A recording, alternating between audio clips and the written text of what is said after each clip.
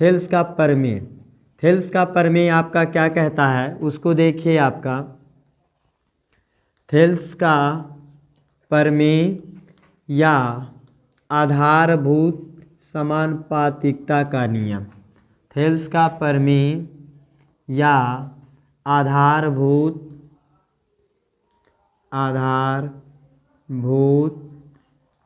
समानुपातिकता का नियम, समानुपातिकता का नियम, पातिकता का नियम।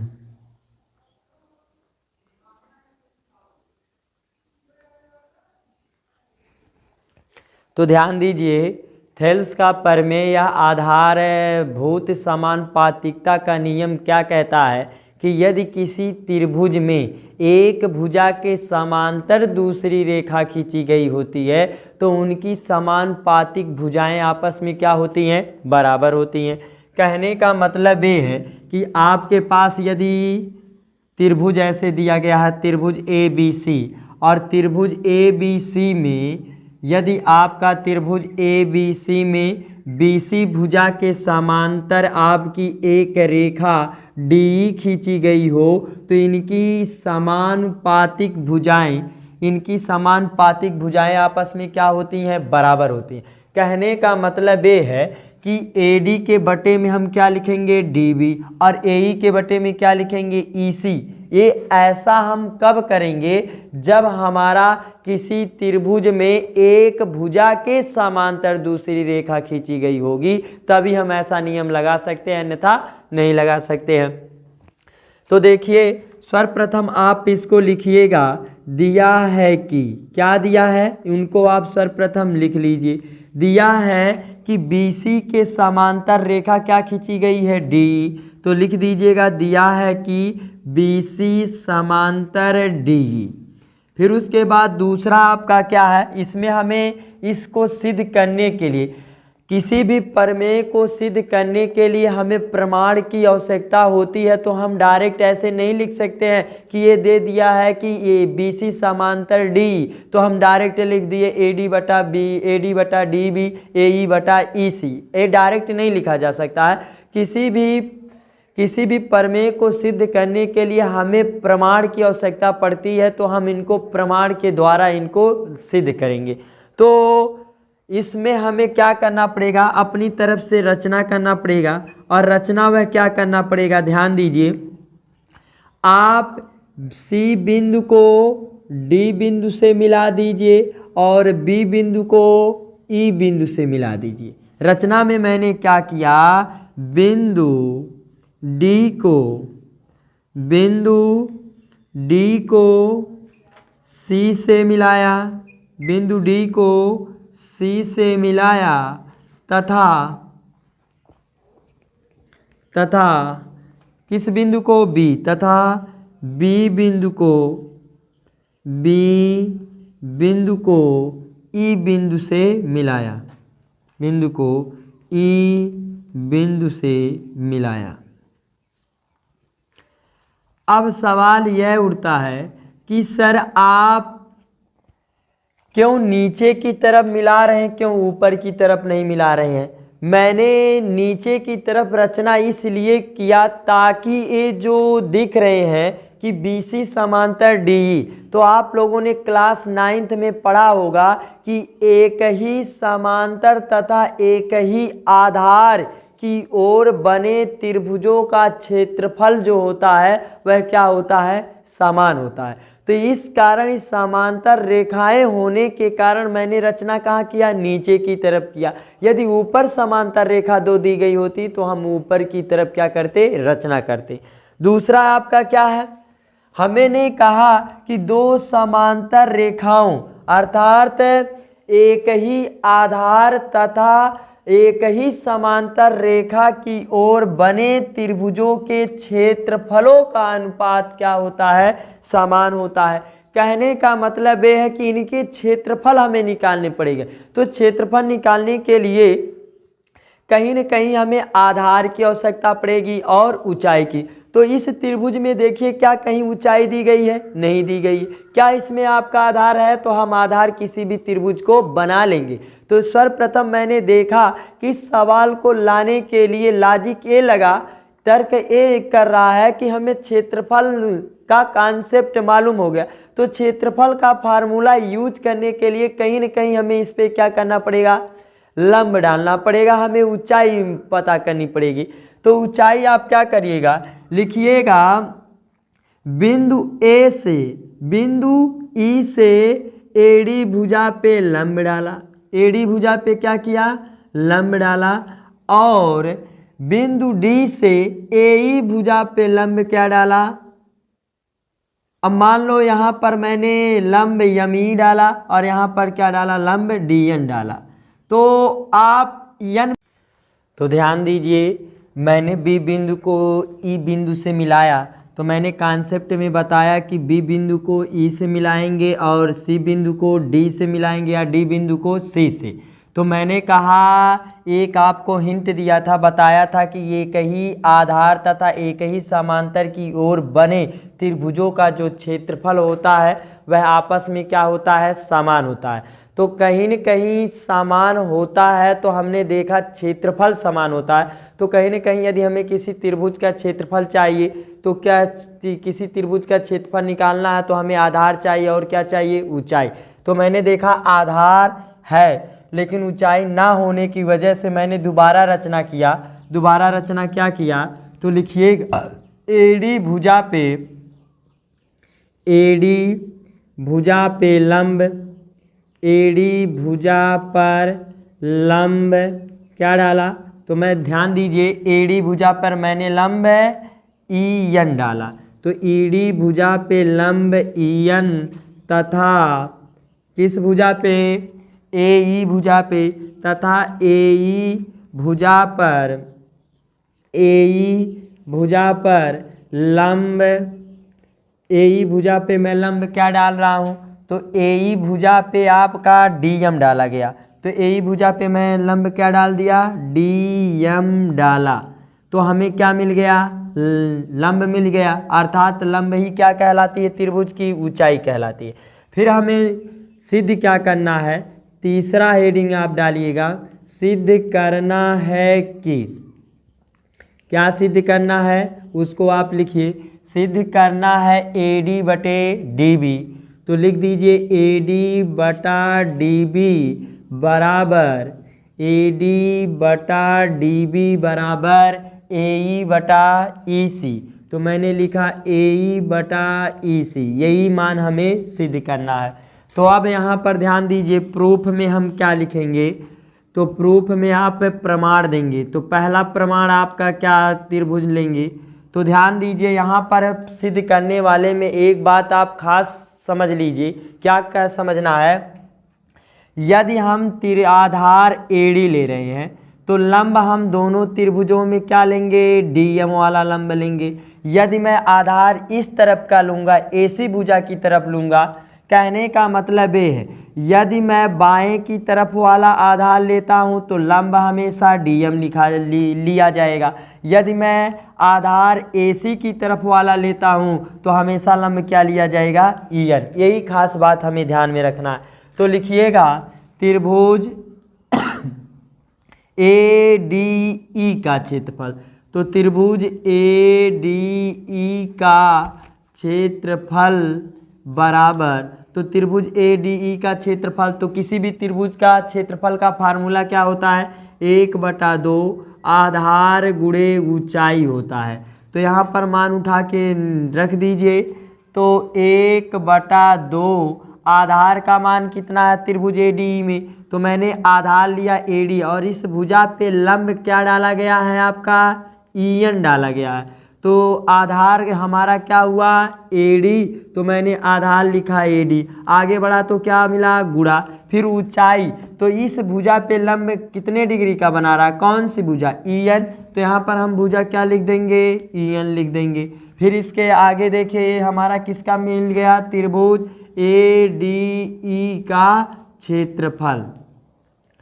अब मैं आगे हल नहीं कर सकता हूँ तो इनको मैं डैश डैश करके क्या बना दूंगा, समीकरण नंबर 1। फिर आगे देखिए कौन सा त्रिभुज लीजिए, त्रिभुज ए बी ई ले लीजिए। तो जब मैं त्रिभुज मैंने क्या लिया, त्रिभुज ए बी ई, तो देखो त्रिभुज ए बी ई जब मैं ले रहा हूँ दूसरा त्रिभुज, तो एक क्या त्रिभुज बना, मैं ए से ले करके बी आया और बी से ले करके ई आया। इसका मतलब है आपका यहाँ देखिए कौन सा त्रिभुज, ए बी ई, ये वाला है त्रिभुज। तो जैसे मैंने ए डी ई लिया था उसी प्रकार अब त्रिभुज क्या ले रहा हूँ, ए बी ई त्रिभुज लिया। तो लिखिएगा त्रिभुज ए बी ई का क्षेत्रफल बराबर, तो त्रिभुज ए बी ई का भी क्षेत्रफल कितना होगा, 1/2 आधार। तो देखिए त्रिभुज ए बी ई में तो इस पे भी आपका आधार का कार्य कौन करेगा, इसी भुजा पे आपका लंब ए डाला गया है। तो इसी भुजा पे यदि ये लंब डाला गया है तो आपका आधार कौन होगा, ध्यान दीजिएगा आप, मैंने कहा है कौन सा त्रिभुज, ए बी ई। तो इस बार आधार का कार्य देखो, ए बहुत बड़ा आपका आधार हो गया। तो आधार आपका क्या हुआ, ए बी। तो ए बी आधार हुआ जो, यहाँ पर ध्यान दीजिए, तो ए बी जो आधार हो रहा है तो क्या हमें ए बी भुजा लाना है सिद्ध करने वाले में। देखिए ए बी भुजा हमें सिद्ध करने वाले में लाना ही नहीं है। तो इसका मतलब अब मैं छोटा त्रिभुज लूँगा। कौन सा त्रिभुज मैं लूँगा, डी बी ई त्रिभुज लूँगा। कौन सा त्रिभुज लूँगा, डी बी ई। तो जहाँ आप ए लिखे हैं वहीं पर क्या ले लीजिए, त्रिभुज डी बी ए। अब सवाल यह उठता है कि सर आपने ए बी ई क्यों नहीं लिया। यदि मैं त्रिभुज ए बी ई लेता तो बड़ा आधार बन जाता ए बी, और ए बी हमें इसमें लाना ही नहीं है। तो हमें उसको नहीं लाना, इस कारण मैंने उसको क्या कर दिया, छोटा कर दिया। कौन सा त्रिभुज मिला, आपका त्रिभुज ए मिला। तो ध्यान दो यहाँ पर आधार का कार्य कौन बनेगा, ए जो भुजा है ना डी बी, यदि मैं इसको आगे की तरफ ऐसे बढ़ा दूं तो ये देखो अधिक कोण बन रहा है। तो जो अधिक कोण बनता है उसमें लंब हमेशा भुजा के कुछ दूरी पे बनता है। हमेशा लंब कहाँ बनेगा, भुजा के कुछ दूरी पे बनता है। तो ये अधिक कोण होने की वजह से ये जो लंब कहाँ बना, इस भुजा से कुछ दूरी पे। तो आधार का कार्य कौन हुआ, डी बी। तो 1/2 गुणे डी बी।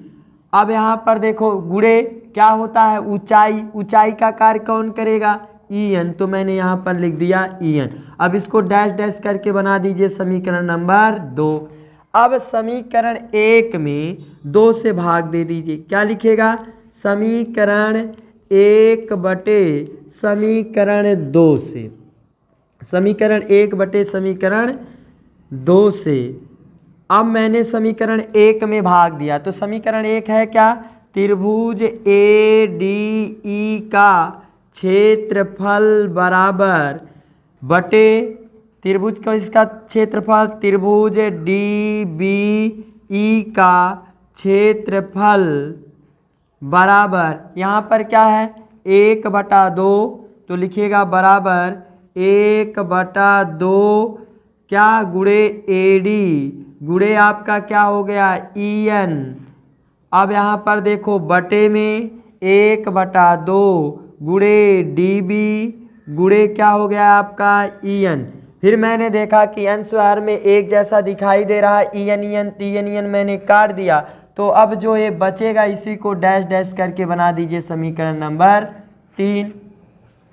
आगे वैल्यू को देखिए, हल करिए। आगे क्या होगा, मैंने एक कहा कि एक बार मैं आधार ए बी की तरफ वाला लूँगा, दूसरी बार आधार मैं किस तरफ वाला लूँगा, ए सी की तरफ वाला, फिर आप इस तरफ वाला लीजिए। तो पुनः त्रिभुज ए डी ई में, तो लिखिएगा पुनः त्रिभुज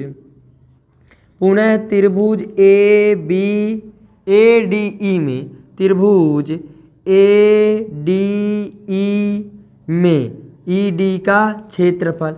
अब सवाल यह उठता है कि सर आपने इसका क्षेत्रफल निकाल दिया तो पुनः आप दोबारा क्यों इस त्रिभुज को ले रहे हैं, दूसरा लेना चाहिए। लेकिन खास बात ये ध्यान देना है, तो मैंने वही त्रिभुज लिया, इस बार आधार मैं क्या लूँगा, AC की तरफ वाला। तो इस बार आधार का कार्य कौन होगा, AE, तो होता है 1/2, तो मैंने लिखा 1/2 आधार। तो आधार इस बार कौन सा लेंगे हम, AE लेंगे भुजा, तो यहाँ पर मैंने AE लिखा। ऊंचाई AE भुजा पे देखिए लंब का कार्य कौन कर रहा है, DM, तो यहाँ पर मैंने क्या लिख दिया, DM। अब इसको डैश डैश करके बना दीजिए, समीकरण नंबर 4 बना दीजिए। फिर उसके बाद दूसरा वाला त्रिभुज लीजिए, छोटा वाला त्रिभुज, यहाँ पर दूसरा त्रिभुज आप क्या लीजिएगा, त्रिभुज ECD में, तो लिखिएगा तथा त्रिभुज ECD में, ECD का क्षेत्रफल आप लीजिए।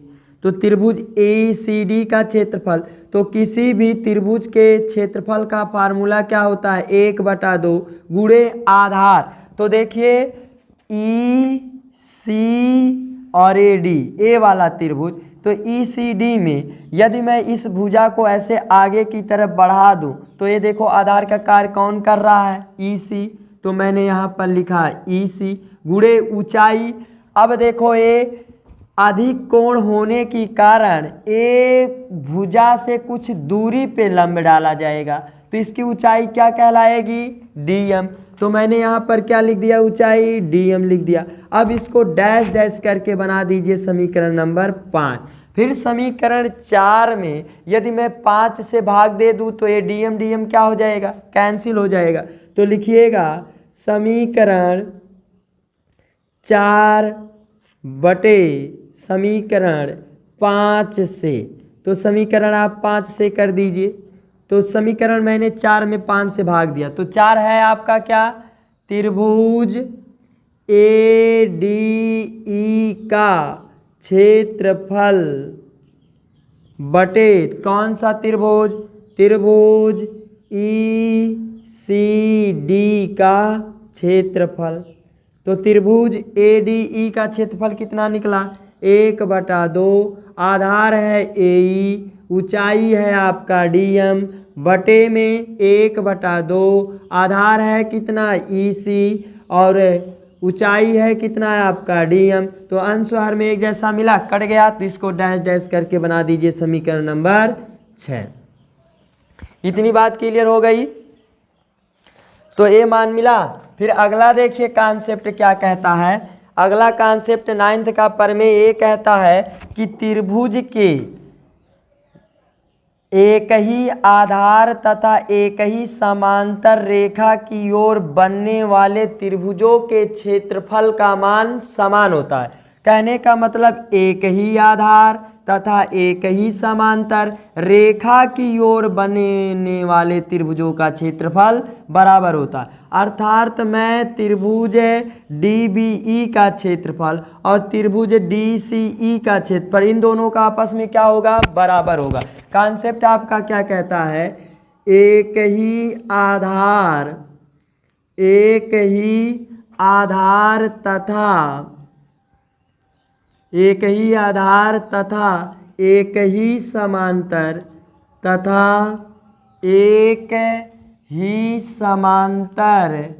रेखा की ओर, एक ही समांतर रेखा की ओर, एक ही ओर बने त्रिभुजों का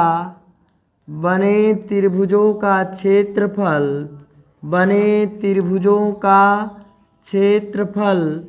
समान होता है, बने त्रिभुजों का क्षेत्रफल समान होता है।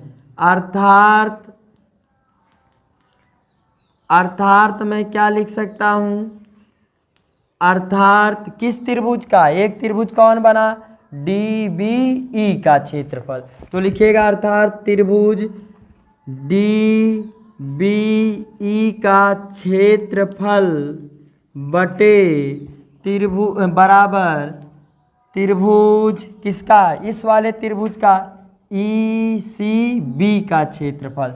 तो लिख दीजिए आप त्रिभुज ECB का। तो देखो ECB ये जो है, ECB नहीं, मैंने त्रिभुज क्या लिया, DBE लिया। दूसरा मैंने त्रिभुज क्या लिया, DEC लिया। तो DEC तो को क्या मैंने लिखा, DEC को मैंने ECD लिखा। तो आप इसके जगह पे लिख सकते हैं ECD। तो लिखेगा त्रिभुज ECD का क्षेत्रफल, मतलब इन दोनों का क्षेत्रफल आपस में बराबर होगा। आप किसी भी त्रिभुज में आप उठा के रख दीजिए, तो समीकरण में आप रख दीजिए त्रिभुज DBECD का, दोनों में से किसी एक का मान आप रख दीजिए। तो मैं समीकरण 4 में, समीकरण जो 4 आपका निकला है, ध्यान दीजिए, ये आपका समीकरण 3 है। तो समीकरण 3 में मैं किस का मान रख रहा हूँ, DBE का मान रख रहा हूँ। तो लिखिएगा त्रिभुज DBE का मान का क्षेत्रफल समीकरण किस में रखने पर, DBE का समीकरण 3 में रखने पर। तो समीकरण 3 में आप रख दीजिए। तो समीकरण 3 है क्या, उसको आप सर्वप्रथम लिख लीजिए। तो समीकरण 3 क्या मिला, त्रिभुज ADE का क्षेत्रफल बटे त्रिभुज DBE के जगह पे मैं क्या लिख सकता हूँ, त्रिभुज ECD का क्षेत्रफल बराबर क्या है आपका, क्या मिला है आपकी वैल्यू। तो देखिए त्रिभुज ADE बटे ECD मैंने इसके जगह पे लिख दिया। तो बचा क्या है, 1/2 क्या निकला, AD बटे 1/2 क्या मिला है आपका, DB। अब इसको डैश डैश करके बना दीजिए समीकरण नंबर अगला। तो ये 4 था, ये 5 आपका 6 निकला। तो इसको हम डैश डैश करके कर देंगे समीकरण नंबर 7। अब समीकरण 6 और समीकरण 7 को देखिए, त्रिभुज ADE का क्षेत्रफल बटे त्रिभुज ECD का क्षेत्रफल, त्रिभुज ADE का क्षेत्रफल बटे त्रिभुज ECD का क्षेत्रफल। तो इन दोनों का मान आपस में क्या आ गया, बराबर आ गया। कहने का मतलब ये है कि समीकरण 6 और 7 के लेफ्ट हैंड साइड आपस में क्या मिल गए, बराबर। तो यदि किसी दो समीकरण के लेफ्ट हैंड साइड आपस में बराबर हो तो इनके राइट हैंड साइड भी आपस में क्या होंगे, बराबर होंगे। तो इसका मतलब मैं लिख सकता हूं क्या, समीकरण 6 व 7 से, समीकरण 6 व 7 से मैं क्या लिख सकता हूं, वैल्यू को आप ध्यान दीजिए। मैं समीकरण 6 और 7 को लिख सकता हूं कि इसके लेफ्ट हैंड साइड आपस में बराबर होंगे। तो 1/2 गुणे क्या, AE और क्या है आपका 1/2 गुणे क्या है आपका EC बराबर, इसका लिखो 1/2 गुणे क्या है आपका AD बटे क्या 1/2 गुणे क्या है आपका DB। तो ध्यान दीजिए, आपका मैंने ये लिखा DB, मैंने ये DB आपका लिखा। तो अंश हर में कुछ एक जैसे मिले, 1/2 1/2 मैंने काट दिया। तो बचा क्या मेरे पास बचा ये कि AD बटे में DB बराबर क्या उधर मिला है आपका AE बटे EC। तो मैंने यहाँ पर लिख दिया AE बटे EC। अब मिला लो AD बटे DB, AE बटे EC। तो यही हमें सिद्ध करना था और हेंस प्रूव्ड हो गया। कहने का मतलब ये है कि यदि कहीं किसी त्रिभुज में एक भुजा के समांतर दूसरी रेखा खींची गई होती है तो उनकी समानुपातिक का मतलब इनकी जो छोटी छोटी भुजाओं का मान रहेगा, अनुपात रहेगा, वह आपस में क्या रहेगा, बराबर। तो ये छोटी छोटी भुजाओं का अनुपात आपस में क्या रहेगा, बराबर। अर्थात मैं लिख सकता हूँ AD बटे DB और AE बटे EC, यही आपका है। इसी को थेल्स का प्रमेय कहा जाता है या आधारभूत समानुपातिकता का नियम कहा जाता है। इसमें केवल खास बात ये ध्यान देनी है कि यदि मैं ए बी की तरफ वाला ले रहा हूँ, ए बी की तरफ वाला आधार ले रहा हूँ तो लंब हमेशा EN लूँगा। यदि मैं ए सी की तरफ वाला आधार ले रहा हूँ तो इस पे आपका लंब कौन चलेगा, DM चलेगा। यही हमें खास बात ध्यान रखना। दूसरा पॉइंट मैंने आपको बताया कि अधिक कोण त्रिभुज में जो आपका लंब बनता है वह हमेशा भुजा के कुछ दूरी पर बनता है। तो ये देखो, जैसे यदि त्रिभुज DBE देखे तो ये अधिक कोण त्रिभुज बना रहा है, लेकिन ये अधिक कोण त्रिभुज बनाने के कारण इस भुजा में लंब ना बनने के कारण ये कुछ दूरी पे आपका लंब जाके बना है EN। उसी प्रकार यहाँ भी अधिक कोण होने के कारण आपका ये लंब यहाँ बन रहा है। तो अधिक कोण त्रिभुज में हमेशा लंब कहाँ बनता है, त्रिभुज की भुजा, त्रिभुज में कुछ दूरी पे बनता है।